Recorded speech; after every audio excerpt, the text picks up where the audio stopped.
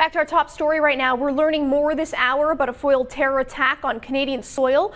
RCMP intercepted an alleged plot to blow up the BC legislature on Canada Day. INSET's mandate is to detect, deter, and dismantle terrorist activities.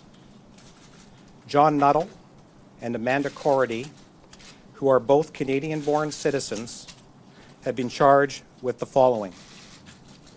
Count 1.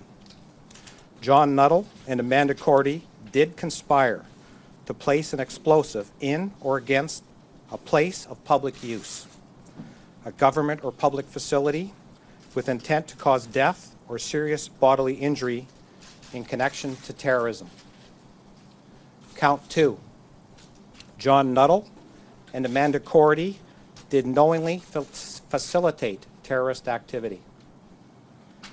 Count 3.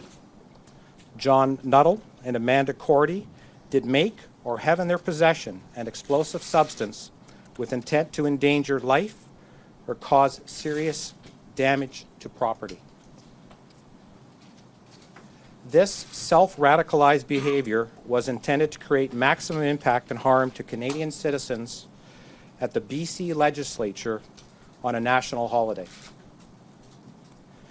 They took steps to educate themselves and produce explosive devices designed to cause injury and death.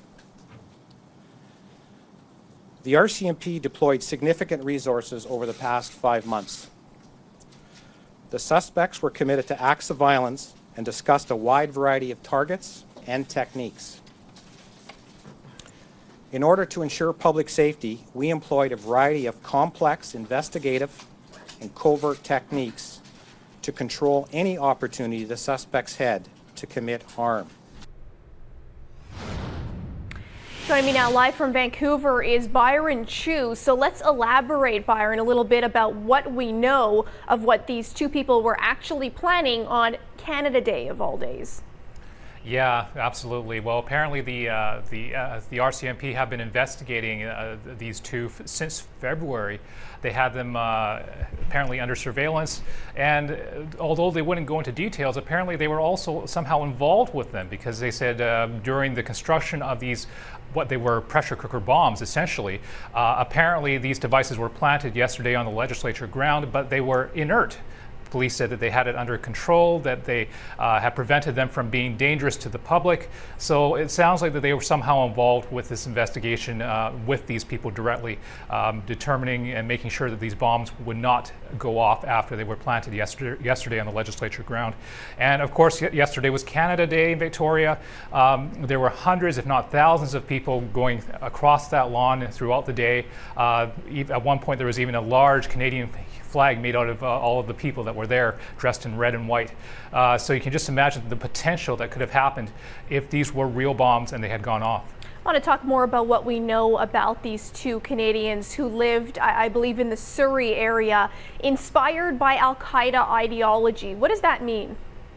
Yeah, the media asked the police about that, and they wouldn't get into too much detail other than to say that these two were not connected with any international terrorist organizations, that they believe that their investigation is now over. They're not looking for any other people involved, but that their ideology, obviously whatever their thinking is, comes from an Al-Qaeda perspective. And that's basically all they're going to tell us at this point. They say the rest of it's going to come out as the court case proceeds. Each of them are facing 3 separate terrorism-related charges.